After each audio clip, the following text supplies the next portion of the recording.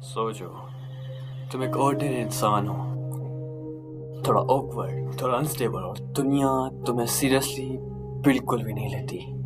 और एक दिन पूरी दुनिया के सामने एक नाइटमेयर आ जाता है। ना कोई हीरो, ना कोई सेवियर, सिर्फ तुम और तुम्हारा पैरानोआ।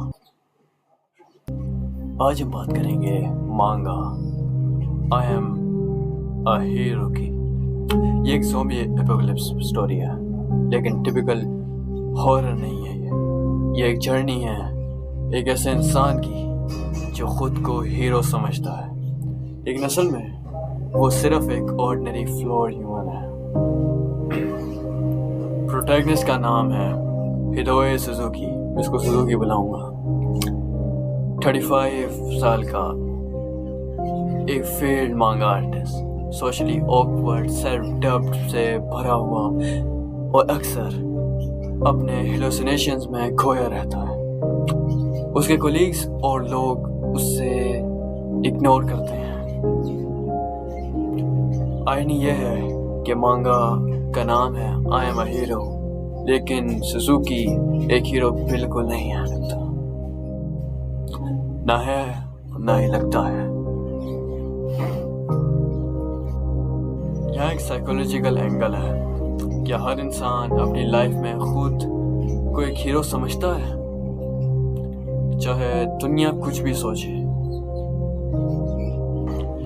शुरुआत में रीडर्स को लगता है कि शायद सुजुकी के हेलुसिनेशंस स्टोरी का मेन फोकस है, पर धीरे धीरे टोक्यो में एक अननोन इन्फेक्शन स्प्रेड होने लगता है।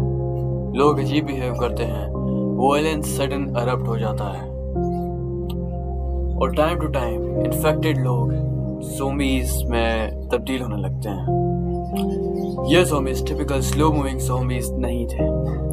ये फास्ट, वायलेंट और डिस्टर्बिंगली ट्विस्टेड होते हैं। उनकी बॉडीज अननेचुरल तरह से डिफॉर्म हो जाती हैं। एक दिन सुजुकी की गर्लफ्रेंड इन्फेक्ट हो जाती है। वो उस पर अटैक करती है और फिर सुजुकी उसको गन शॉट फायर कर देता है। यह पहला किल था उसका, लेकिन उसने हीरोइक फीलिंग नहीं, सिर्फ शॉक और गिल्ट होता है।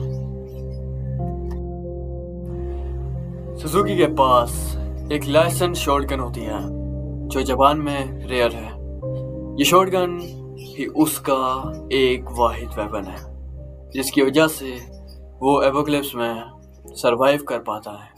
वो टोक्यो की स्ट्रीट्स में भागता है और धीरे धीरे समझता है कि दुनिया कोलैप्स हो रही है।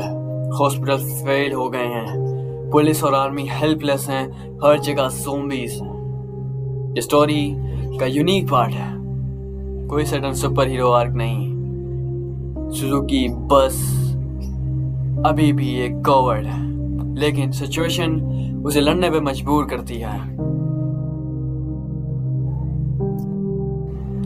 सर्वाइवल जर्नी में सुजुकी एक टीनेज गर्ल से मिलता है, हिरोमी। हिरोमी एक ज़ॉम्बी के अटैक में बाइट होती है, लेकिन वो फुल ज़ॉम्बी नहीं बनती।